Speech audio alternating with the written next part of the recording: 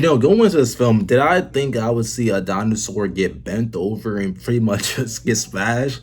Absolutely not. But here we are. What is happening? We're back on channel once again. Hi, I'm Eli Valentine. On this channel, we cover all things horror movies for the most part. So if that is your thing, definitely sub up. Today, we are covering the end of the summer blockbuster, the end of Oak Street. If you don't know, the plot goes as follows. A suburban family is suddenly transported to a prehistorical world filled with dinosaurs, and they must figure out a way to survive. Directed by David Robert Mitchell, who has done It Follows, a movie that most people, including myself, just love. For starters, the whole 1980s Steven Spielberg, Bobby Get Here, Jurassic Park vibe, I loved. This feels so 1980s in the best way fucking possible, from the outfits to the suburban ass neighborhood, to the short shorts, to the outside barbecues, the bikes. It felt so 80s in the best way possible. So having this set piece and having all these different kind of fucking dinosaurs pop in, seeing the dinosaurs chase this family around with these neighbors getting eaten up, bitten, attacked, I love that. This movie clearly has a lot of DNA from classic Spielberg, but at the same time, David Mitchell having his own flair in it as well. Cause so many jump scares was crazy to me. They caught me so off guard, and I love how the dinosaurs were just slowly becoming more and more evident in the movie here.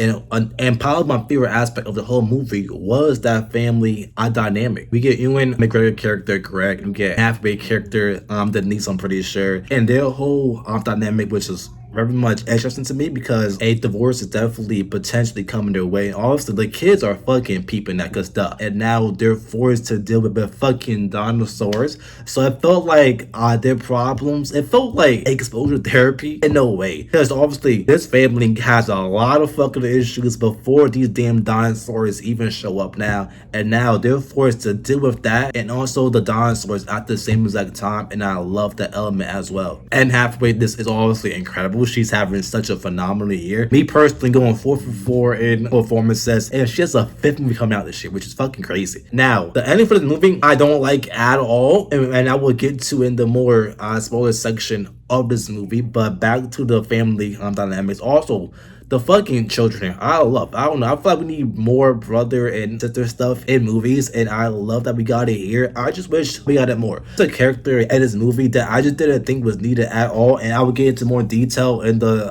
spoiler section of this movie. I just wish this film went into that brother and sister bond a lot more, especially how they are dealing with their parents potentially going through a divorce and these fucking dinosaurs as well. I just wish we had seen more of that. The tone of this movie is great. It jumps greatly between different moods. It could feel adventurous, and it feels funny, and then towards the end, as if you've seen it, the emotional weight I was not expecting to get hit with. Whoa, I felt with heavy. And then the horror, right? The dinosaurs, they're fucking scary. They're big, they're massive paws, and they're just great here. This ultimately works out as a fun summer blockbuster. It's PG-13. Take the kids, take the fam, take your girl, take the boyfriend. It don't matter. This is a very fun end of the summer blockbuster. It's not a long movie, it's an hour and a half pretty much. It makes you care enough about the characters to enjoy it. And it's set in the 80s, it's dinosaurs, it's halfway with a fucking shotgun. How much more do you want, Spoiler alert. The ending of the end of Oak Street for me just did not work at all. Greg's death completely changed the movie, and I'm glad they went in that direction at all, because it showed this family, they're fucking dinosaurs out here. Of course he might die, and I'm glad he did sacrifice himself for that. Greg's death is so important to Denise, and because she's already carrying so much anger and frustration dealing with her marriage. She's right now potentially fantasizing about leaving her whole fucking family, So obviously she's going through so much with being a mother and a wife. Her secretly writing the book. She just simply bored of being a suburban mother and wife, and in a way her fictional character potentially represents the life that she wishes she could have. So Greg dies, and now the family gotta deal with that and still survive, right? But by the end of the movie, Greg is fucking back. Greg is back here. And my problem is the Greg who died experience all of his character growth and his growth with his wife. The Greg that died went through all the fear and the trauma and him sacrificing himself for his family. That's the one who died. That's the one who has grown with Anne Hathaway and potentially has helped some of the problems. This Greg has not done none of that yet. This Greg that's alive has not gone through none of that. Like, this marriage has actual fucking problems. Like, Anne Hathaway's character is struggling with her identity, and then Greg dies, and now she has the second chance to really love him. And the message just felt like I should be realizing how great it is to have an amazing husband, and I should be appreciating on my kids.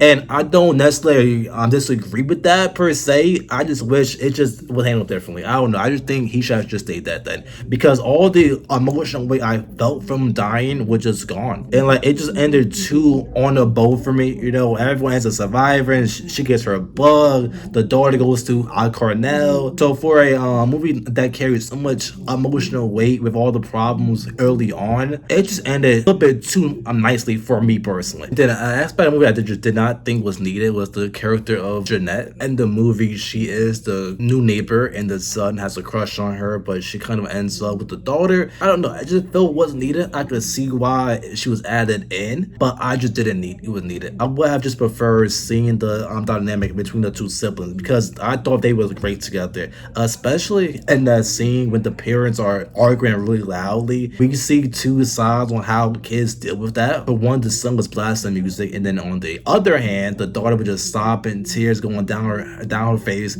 So I feel like that was cool to see. And I don't know, I just feel like them being in survival mode without their parents and them growing even more together would be even better to see for me personally. Overall, a very fun summer Blockbuster movie for me personally. Definitely a 3.5, 4 stars for me.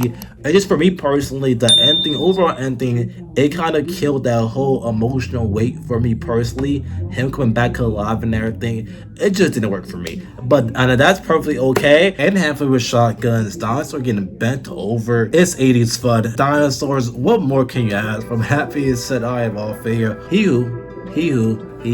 Down on myself, hope you're doing well. I've been honestly